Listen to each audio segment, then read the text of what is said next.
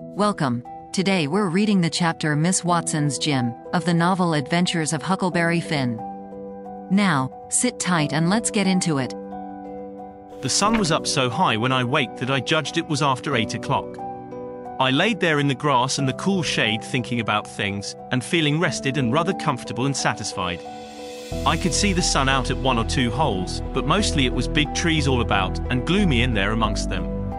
There was freckled places on the ground where the light sifted down through the leaves, and the freckled places swapped about a little, showing there was a little breeze up there. A couple of squirrels sat on a limb and jabbered at me very friendly. I was powerful, lazy and comfortable, didn't want to get up and cook breakfast. Well, I was dozing off again when I thinks I hears a deep sound of boom. Away up the river. I rouses up and rests on my elbow and listens. Pretty soon I hears it again. I hopped up and went and looked out at a hole in the leaves, and I see a bunch of smoke laying on the water a long ways up about abreast the ferry. And there was the ferry boat full of people floating along down. I knowed what was the matter now. Boom! I see the white smoke squirt out of the ferry boat's side. You see, they was firing cannon over the water, trying to make my carcass come to the top. I was pretty hungry, but it wasn't going to do for me to start a fire, because they might see the smoke. So I sat there and watched the cannon smoke and listened to the boom. The river was a mile wide there, and it always looks pretty on a summer morning, so I was having a good enough time seeing them hunt for my remainders if I only had a bite to eat. Well, then I happened to think how they always put quicksilver in loaves of bread and float them off, because they always go right to the drowned carcass and stop there. So, says I, I'll keep a lookout, and if any of them's floating around after me I'll give them a show. I changed to the Illinois edge of the island to see what luck I could have, and I wasn't disappointed. A big double loaf come along, and I most got it with a long stick, but my foot slipped and she floated out further. Of course I was where the current set in the closest to the shore. I knowed enough for that. But by and by along comes another one, and this time I won. I took out the plug and shook out the little dab of quicksilver, and set my teeth in. It was baker's bread. What the quality eat. None of your low-down corn pone. I got a good place amongst the leaves, and sat there on a log, munching the bread and watching the ferry boat, and very well satisfied. And then something struck me. I says, now I reckon the widow or the parson or somebody prayed that this bread would find me, and here it has gone and done it. So there ain't no doubt but there is something in that thing, that is. There's something in it when a body like the widow or the parson prays, but it don't work for me, and I reckon it don't work for only just the right kind. I lit a pipe and had a good long smoke, and went on watching. The ferry boat was floating with the current, and I allowed I'd have a chance to see who was aboard when she come along, because she would come in close, where the bread did. When she'd got pretty well along down towards me, I put out my pipe and went to where I fished out the bread, and laid down behind a log on the bank in a little open place. Where the log forked I could peep through. By and by she come along, and she drifted in so close that they could run out a plank and walk to shore. Most everybody was on the boat. Pap, and Judge Thatcher, and Bessie Thatcher, and Joe Harper, and Tom Sawyer, and his old Aunt Polly, and Sid and Mary, and plenty more. Everybody was talking about the murder, but the captain broke in and says, "Look sharp, now, the current sets in the closest here, and maybe he's washed ashore and got tangled amongst the brush at the water's edge." I hope so, anyway. I didn't hope so. They all crowded up and leaned over the rails, nearly in my face, and kept still, watching with all their might. I could see them first rate, but they couldn't see me. Then the captain sung out, "Stand away," and the cannon let off such a blast right before me that it made me deaf with the noise and pretty near blind with the smoke, and I judged I was gone. If they'd had some bullets in, I reckon they'd got the corpse they was after. Well, I see I wasn't hurt, thanks to goodness. The boat floated on and went out of sight around the shoulder of the island. I could hear the booming now and then, further and further off, and by, after an hour, I didn't hear it no more. The island was 3 miles long. I judged they had got to the foot and was giving it up. But they didn't yet a while. They turned around the foot of the island and started up the channel on the Missouri side, under steam, and booming once in a while as they went. I crossed over to that side and watched them. When they got abreast the head of the island, they quit shooting and dropped over to the Missouri shore and went home to the town. I knowed I was all right now. Nobody else would come a-hunting after me. I got my traps out of the canoe and made me a nice camp in the thick woods. I made a kind of a tent out of my blankets to put my things under so the rain couldn't get at them. I catched a catfish and haggled him open with my saw, and towards sundown I started my campfire and had supper. Then I set out a line to catch some fish for breakfast. When it was dark I sat by my campfire smoking and feeling pretty well satisfied, but by and by it got sort of lonesome, and so I went and sat on the bank and listened to the current swashing along, and counted the stars and drift logs and rafts that come down, and then went to bed. There ain't no better way to put in time when you're lonesome. You can't stay so, you soon get over it. And so for 3 days and nights. No difference, just the same thing. But the next day I went exploring around down through the island. I was boss of it. It all belonged to me, so to say, and I wanted to know all about it, but mainly I wanted to put in the time. I found plenty strawberries, ripe and prime, and green summer grapes, and green raspberries, and the green blackberries was just beginning to show. They would all come handy by and by, I judged. Well, I went fooling along in the deep woods till I judged I walked far from the foot of the island. I had my gun along, but I hadn't shot nothing. It was for protection. Thought I would kill some game nigh home. About this time I mighty near stepped on a good-sized snake, and it went sliding off through the grass and flowers, and I after it, trying to get a shot at it.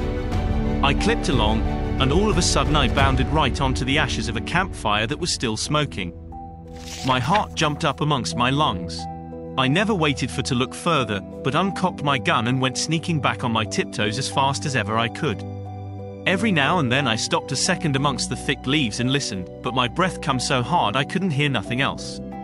I slunk along another piece further, then listened again, and so on, and so on. If I see a stump, I took it for a man. If I trod on a stick and broke it, it made me feel like a person had cut one of my breaths in two, and I only got half, and the short half, too. When I got to camp one warn't feeling very brash. There warn't much sand in my craw, but I says, this ain't no time to be fooling around. So I got all my traps into my canoe again so as to have them out of sight, and I put out the fire and scattered the ashes around to look like an old last year's camp, and then clumb a tree. I reckon I was up in the tree 2 hours, but I didn't see nothing, I didn't hear nothing, I only thought I heard and seen as much as 1,000 things. Well, I couldn't stay up there forever, so at last I got down, but I kept in the thick woods and on the lookout all the time. All I could get to eat was berries and what was left over from breakfast. By the time it was night I was pretty hungry. So when it was good and dark I slid out from shore before moonrise and paddled over to the Illinois bank about 1/4 mile. I went out in the woods and cooked a supper, and I had about made up my mind I would stay there all night when I hear a plunkety-plunk, plunkety-plunk, and says to myself, horses coming, and next I hear people's voices. I got everything into the canoe as quick as I could, and then went creeping through the woods to see what I could find out. I hadn't got far when I hear a man say, "We better camp here if we can find a good place, the horses is about beat out. Let's look around." I didn't wait, but shoved out and paddled away easy. I tied up in the old place, and reckoned I would sleep in the canoe. I didn't sleep much. I couldn't, somehow, for thinking. And every time I waked up I thought somebody had me by the neck. So the sleep didn't do me no good. By and by I says to myself, I can't live this way. I'm a-going to find out who it is that's here on the island with me. I'll find it out or bust. Well, I felt better right off. So I took my paddle and slid out from shore just a step or two, and then let the canoe drop along down amongst the shadows. The moon was shining, and outside of the shadows it made it most as light as day. I poked along well on to an hour, everything still as rocks and sound asleep. Well, by this time I was most down to the foot of the island. A little ripply, cool breeze begun to blow, and that was as good as saying the night was about done. I give her a turn with the paddle and brung her nose to shore. Then I got my gun and slipped out and into the edge of the woods. I sat down there on a log and looked out through the leaves. I see the moon go off watch and the darkness begin to blanket the river.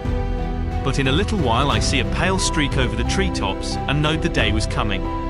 So I took my gun and slipped off towards where I had run across that campfire, stopping every minute or two to listen. But I hadn't no luck somehow, I couldn't seem to find the place. But by and by, sure enough, I catched a glimpse of fire away through the trees. I went for it, cautious and slow. By and by I was close enough to have a look, and there laid a man on the ground. It most give me the fantods. He had a blanket around his head, and his head was nearly in the fire. I sat there behind a clump of bushes in about 6 foot of him, and kept my eyes on him steady. It was getting grey daylight now. Pretty soon he gapped and stretched himself and hove off the blanket, and it was Miss Watson's Jim. I bet I was glad to see him. I says, "Hello, Jim," and skipped out. He bounced up and stared at me wild. Then he drops down on his knees and puts his hands together and says, "Don't hurt me, don't. I hain't ever done no harm to a ghost. I was like dead people, and done all I could for 'em. You go and get in the river again, where you belongs, and don't do nothing to old Jim, you said I was yo, friend." Well, I warn't long making him understand I warn't dead. I was ever so glad to see Jim. I warn't lonesome now. I told him I warn't afraid of him telling the people where I was. I talked along, but he only sat there and looked at me, never said nothing. Then I says, "It's good daylight. Let's get breakfast. Make up your campfire good. What's to use macking up the campfire to cook strawberries and sick truck? But you got a gun, hain't you? Den we can get SUMFN better than strawberries." "Strawberries and such truck," I says. "Is that what you live on?" "I couldn't get nothing else," he says. "Why, how long you been on the island, Jim?" "I come here the night arter you's killed." "What, all that time?" "Yes, indeedy.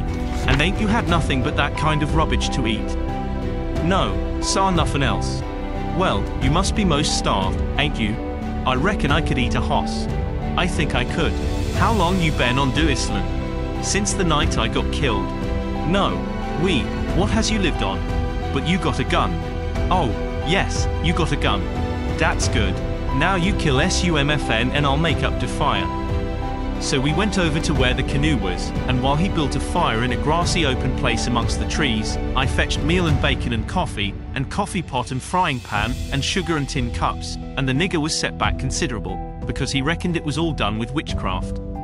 I catched a good big catfish, too, and Jim cleaned him with his knife, and fried him.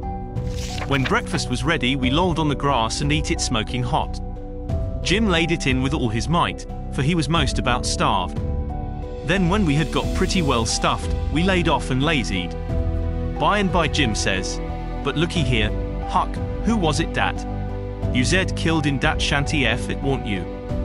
Then I told him the whole thing, and he said it was smart. He said Tom Sawyer couldn't get up no better plan than what I had. Then I says, "How do you come to be here, Jim, and how'd you get here?" He looked pretty uneasy and didn't say nothing for a minute. Then he says, "Maybe I better not tell." "Why, Jim?" "Well, day's reasons. But you wouldn't tell on me if I said to tell you, would you, Huck?" "Blamed if I would, Jim." "Well, I believe you, Huck." I run off. "Jim, but mind, you said you wouldn't tell, you said you wouldn't tell, Huck." "Well, I did. I said I wouldn't, and I'll stick to it. Honest Injun, I will. People would call me a low-down abolitionist and despise me for keeping mum, but that don't make no difference. I ain't going to tell, and I ain't going back there, anyways. So, now, let's know all about it." "Well, you see, you said this way. Ol' Mrs. That's Miss Watson, she pecks on me all the time, and treats me pooty rough, but she Luz said she wouldn't sell me down to Orleans. But I noticed they was a nigger trader round the place considerable lately, and I begin to get uneasy. Well, one night I creeps to the do pooty late, and the do warn't quite shet, and I hear old Mrs. tell the widder she gwin to sell me down to Orleans, but she didn't want to, but she could get $800 for me, and you said sick a big stack o' money she couldn't resist. The widder she tried to get her to say she wouldn't do it, but I never waited to hear the res. I lit out mighty quick, I tell you.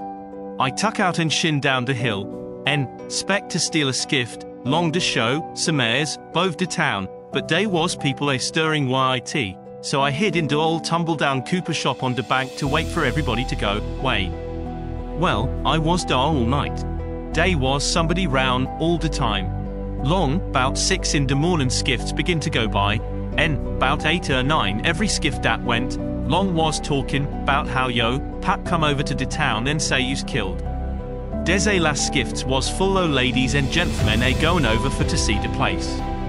Sometimes they pull up at the show and take a res beefo, They started across, so by the talk I got to know all about the killing.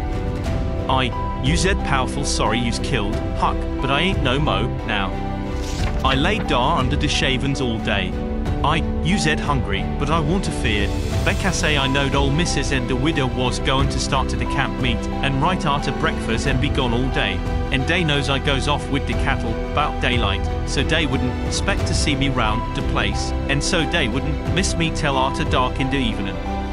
The other servants wouldn't miss me, case they'd shin out and take holiday soon as the old folks used out in the way. Well, when it come dark I tuck out up the river road, and went 'bout 2 mile or more to where they won't no houses. I'd made up my mind 'bout what I's a-gwin to do. You see, if I kept on trying to get away afoot, the dogs would track me. If I stole a skiff to cross over, they'd miss that skiff, you see, and they'd know 'bout where I'd land on the other side, and where to pick up my track. So I says, a raft is what I's arter. It don't make no track. I see a light comin' round the pint by me by, so I wade in and shoved a log ahead o' me and swum more in halfway across the river, and got in monster driftwood, and kept my head down low, and kinda swum again the current till the raft come along. Then I swum to the stern UV it and tuck a halt. It clouded up and used pooty dark for a little while. So I clum up and laid down on the planks. The men used all way yonder in the middle, where the lantern was. The river was a risen, and they was a good current. So I reckoned at by 4 in the morning I'd be 25 mile down the river, and then I'd slip in JIS before daylight and swim asho, and take to the woods on the Illinois side. But I didn't have no luck. When we used moss down to the head of the island, a man began to come aft with the lantern.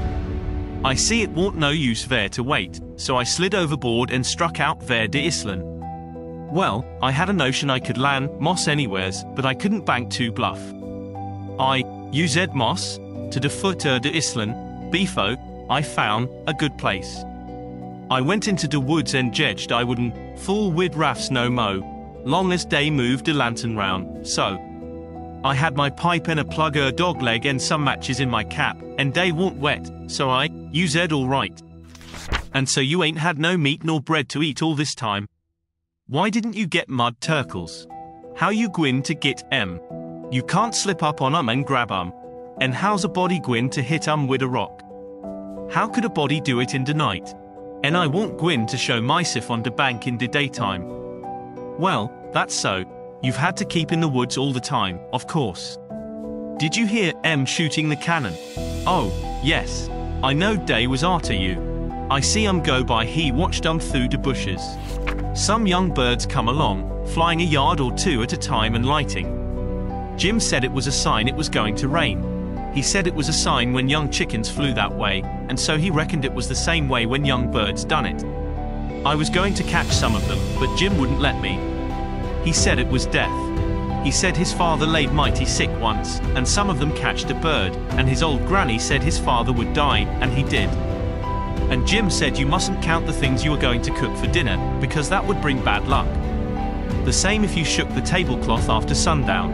And he said if a man owned a beehive and that man died, the bees must be told about it before sunup next morning, or else the bees would all weaken down and quit work and die.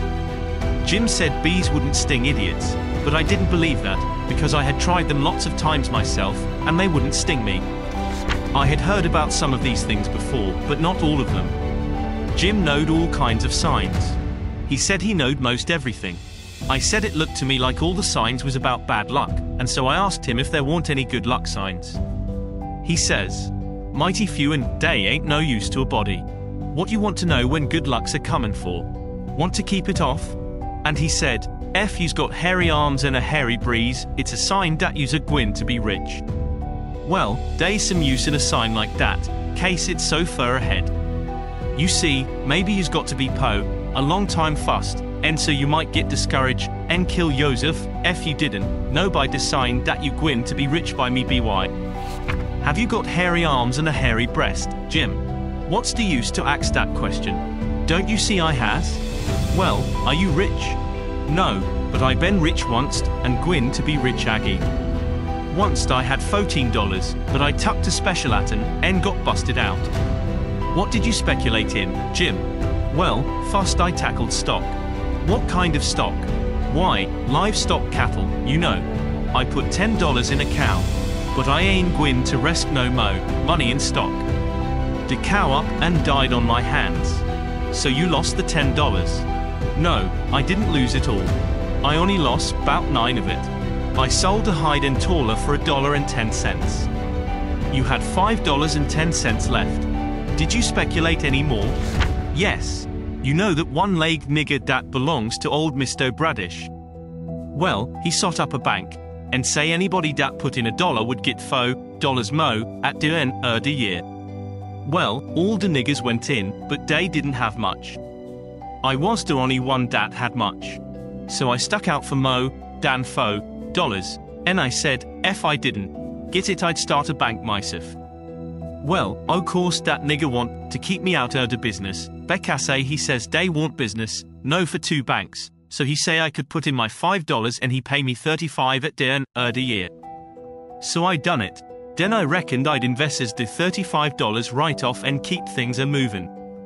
They was a nigger named Bob that had catched a wood flat, and his master didn't know it, and I bought it offen him and told him to take the $35 when the end of the year come. But somebody stole the wood flat that night, and next day the one-legged nigger say the bank's busted. So they didn't, none of us get no money. What did you do with the 10 cents?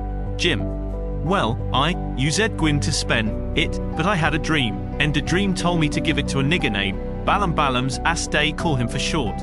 He's one of them chuckleheads, you know. But he's lucky, they say, and I see I want lucky. The dream say let Balaam invest the 10 cents and he'd make a raise for me. Well, Balaam he tucked the money, and when he was in church he heard the preacher say that whoever give to the po, lend to the Lord, and boom, to get his money back 100 times. So Balaam he tuck and give the 10 cents to the po, and laid low to see what was gwin to come of it. Well, what did come of it, Jim? Nothing never come of it. I couldn't manage to collect that money no way, and Balaam he couldn't. I ain't gwin to lend no money, out I see the security. Boon to get yo, money back 100 times, the preacher says. If I could get the 10 cents back, I'd call it square and be glad the chanced. Well, it's all right anyway, Jim, long as you're going to be rich again some time or other. Yes, and I's rich now, come to look at it. I owns myself, and I's worth $800. I wished I had the money, I wouldn't want no mo. Did you enjoy today's chapter of Adventures of Huckleberry Finn? Why not subscribe and ring the bell?